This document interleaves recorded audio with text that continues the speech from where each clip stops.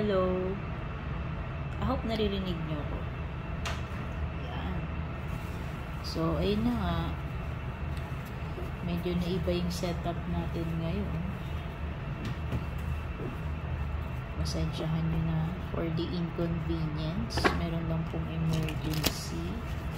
So, Libra, ito yung gabay mo.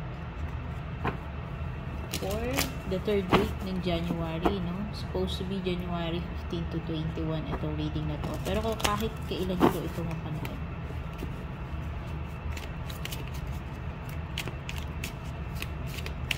Ano mo ni overall energy mo, Libra?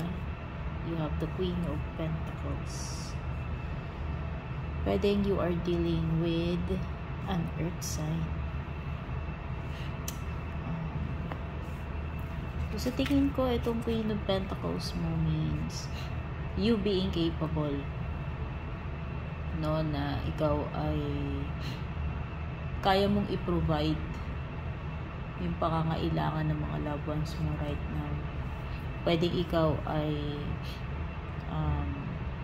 very nurturing and caring sa mga loved ones mo. Kung meron kang yun, yung mga kung may mga anak ka na, no? So, nakikita ko ikaw ay isang very practical and madiskarte na nanay or tatay. Okay. So, nakikita ko dito na ikaw ay naipoprovide mo yung mga needs ng mga loved ones mo. As much as possible, gusto mo silang maging komportable, as much as possible sa abot ng makakaya mo, no? Ginagawa mo lahat yung kailangan mong gawin, mapasaya mo lang and ma-provide mo lang ng, excuse me, dito kasi ako sa tabi ng kalsada malapit. So ayun, yun nga, sabi ko nga na lahat gagawin mo, ma-provide mo lang yung pangangailangan ng pamilya mo ng loved ones mo.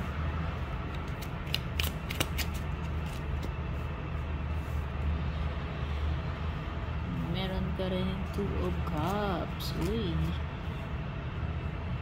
This is a commitment, Libra. Pwedeng iba sa inyo, papasok kayo sa isang commitment, partnership. Possible romantic ito. And napaka-strong na energy ng earth signs.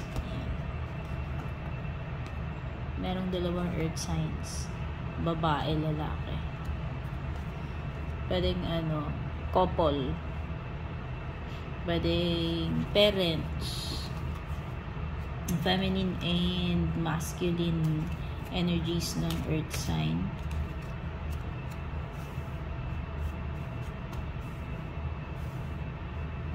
Pwede nga, meron parang couple, mag-asawa or mag-jowa, no? Ayan, may iba papasok kayo sa sa bagong commitment. Tingin ko nga, pag-jowa ito or marriage, no?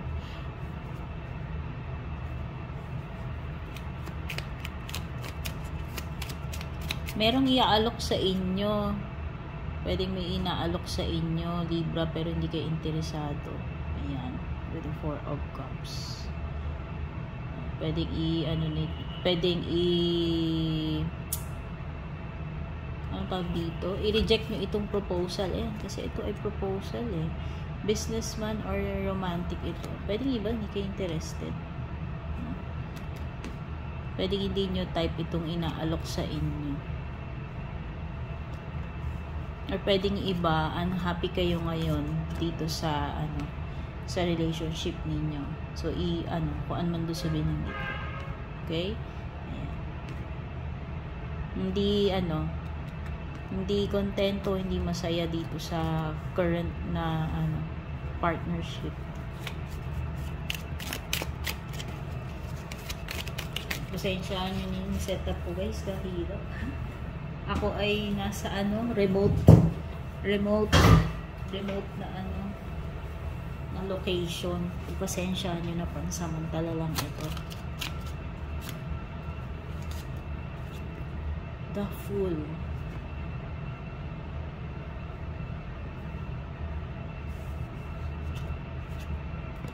Page of Wands. Oh, meron ako nakita dito parang mag-asawa, tas may anak. Parang family energy. Family energy.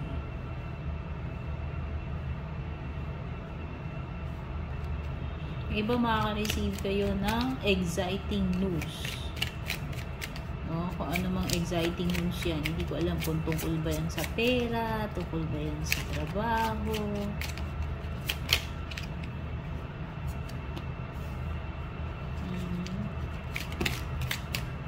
May mga unexpected na hassle. May mga unexpected na hassle. Itong third week. Expect nyo yung Libra.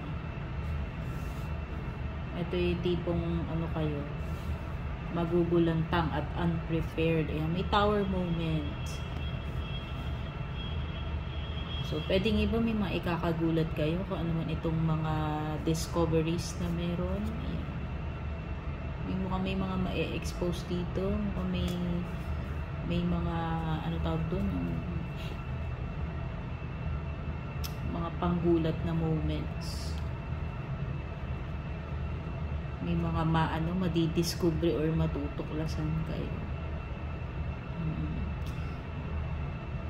May iba talaga parang kayo, yung iba meron kayong dito,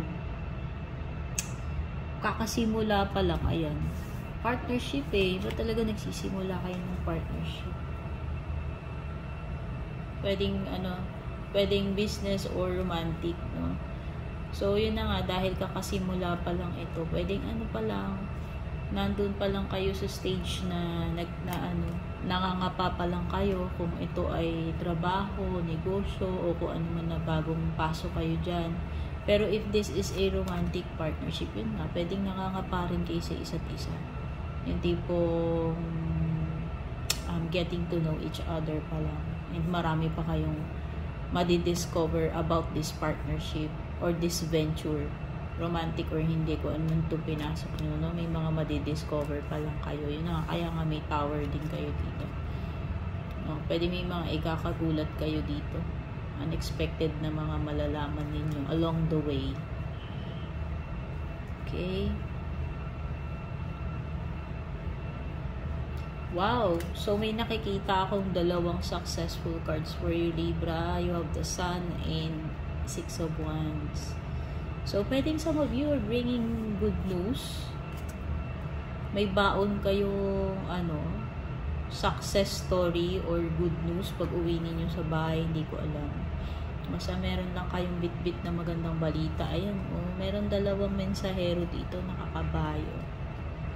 So, kung ano man itong patutunguhan ng situation mo, Libra, nakikita ko na maganda yung magiging outcome. Nakita ko yung magiging successful. Yung kung ano man itong direction na pupuntahan mo, ano man yung outcome or ending nito, will be happy or successful. Ayan. Some of you will gain popularity. May iba magiging famous dito, hindi ko alam, makikilala kayo dyan sa field ninyo, sa social media ba yan or kung saan. Magiging kayo, popular. Ang daming nakaumbaga yung spotlight nasa inyo, Libra and merong happiness and well-being.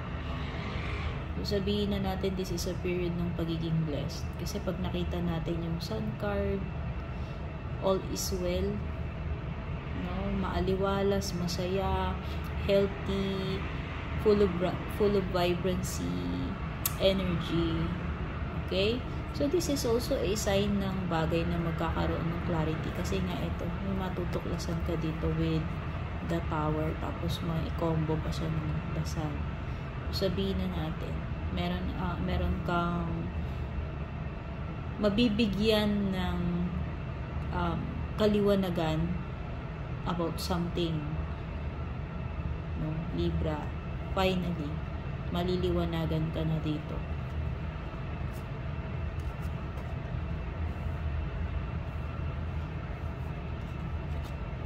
Okay, Okay, so nakikita ko naman successful and all is well para sa iyo, Libra, this 3rd week.